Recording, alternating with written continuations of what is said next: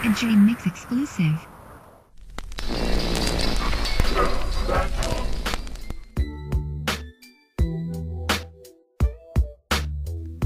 Hello all, it's Jmix here, and this installment is part 2 of the Jmix Year in Review Top 20 Tupac Quotes.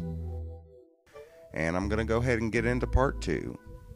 Coming in at number 15 is Money B on the Tupac sex tape.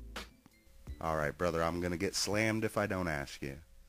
Were you surprised to see yourself in the Tupac sex tape that leaked? No, because I've been telling people for years that it existed. You know, I don't know if you ever go. Have you ever seen my DVD, Sex in the Studio? No, I have not. You should check out that video, Sex in the Studio, Volume 1. And I'm interviewing Stretch, and he was talking about him and Pac filming some girl at the closet. And then I said it on the camera. I said, look, there's a tape with me and Pac doing some stuff on there. I was like, somebody got a copy, I want to see it. And this was in 2004 that I did it. So when it popped up, I was like, I knew it. I just didn't know who had it. I still don't know who had it, but I knew that it existed.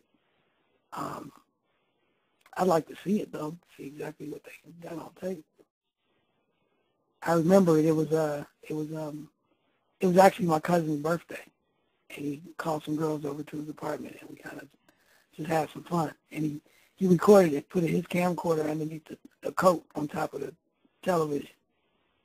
And the girls didn't know they were being taped, but we did. But after he did it, he was showing everybody. He was having like house parties to show the tape for him doing some shit. He didn't care. It was more tapes of him doing that shit. So there are more out there. Yeah, I'm sure. Like, because Pac didn't have a problem with whipping his stuff out in front of people, doing whatever. Because actually, I know there is, because some people called me. I'm not going to say their names. They was like, hey, am I in that tape? So basically, that's letting you know that other people have witnessed him filming shit. So I know some people that were nervous that they might have been in it. And I was like, nah, it's not that one. Coming in at 14 is Tommy D on Coming to Death Row. So how did you come to be on Death Row Records? Well, because I happened to be at Larrabee Studios where they were working at. They had just finished the Chronic album, and they were switching into the Murder Was the Case, Above the Rim album when I was working for Prince. And they were in the studio next door, and they beat up the engineer, and they couldn't find nobody engineer, so the guy had me go over there and engineer for him. So you're saying they beat up an engineer? Yeah. Something happened where I guess the engineer that they were using messed up, and I guess he got punched or something. It wasn't, I don't ask no questions. And then he exited the building, and I happened to be next door working for Prince, but he was in London. So the studio manager asked me to go over and work for Death Row because he didn't want to lose him as clients. All right, number 13 is Lance Pierre on Tupac arriving at Death Row. When Tupac was released from jail and signed to Death Row, did you notice any jealousy from other artists on the label? Well, that's a big thing right there. I personally saw no jealousy. One thing I knew is that things changed the very day this guy showed up. I was there the day he showed up. I was probably one of the first engineers, second engineers to see him. In fact, he got out, he came into the studio, there was no one there, and we had a face-to-face.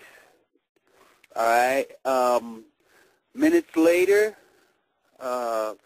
I got called into Suge's office and sent to Compton to pick up some marijuana. For real. I'm like, fuck, I'm an engineer. But the thing about it is a friend of mine was associated with Suge.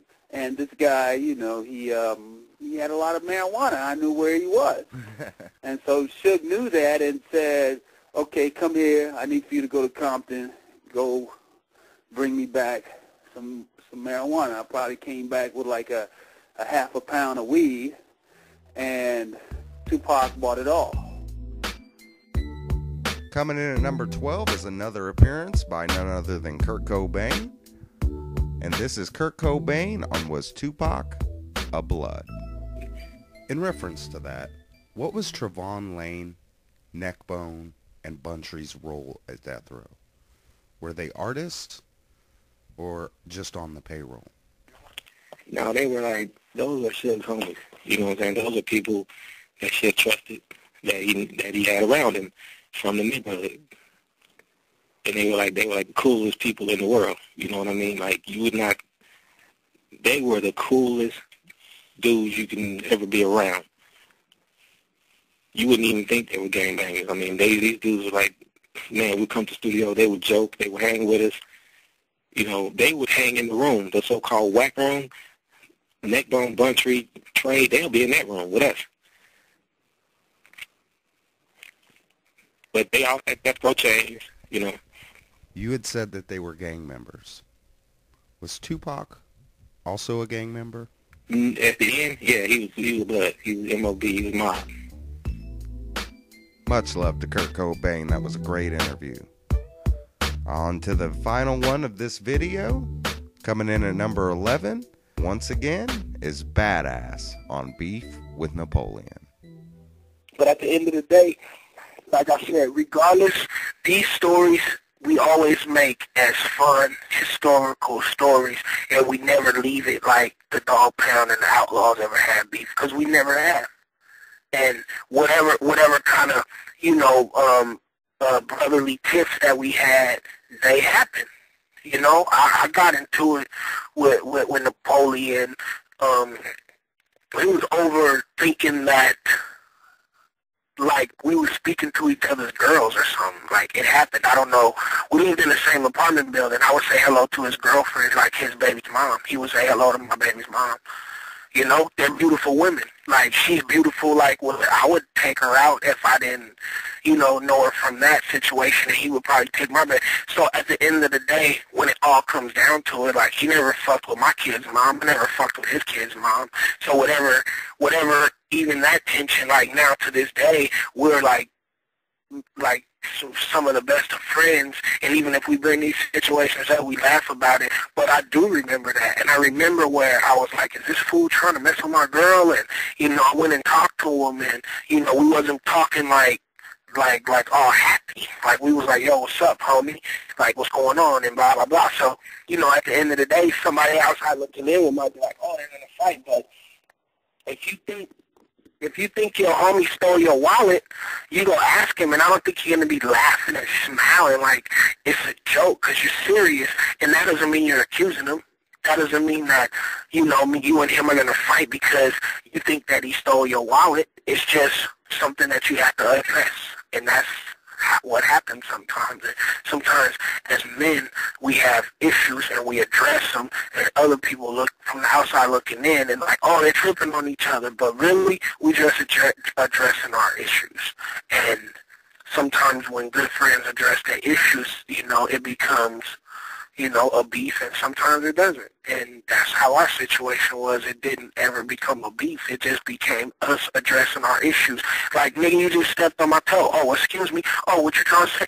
And that's how we was. We men about it, so we're going to say it. No one ever stole a song or did nothing foul, so we never had to fight or, do nothing like that. But you bump into the nigga wrong, they might say something. So don't pinch my plate, and I won't pinch yours, because if you try to, take something off my plate, I'm going to bite your hand. And that's how the respect went around.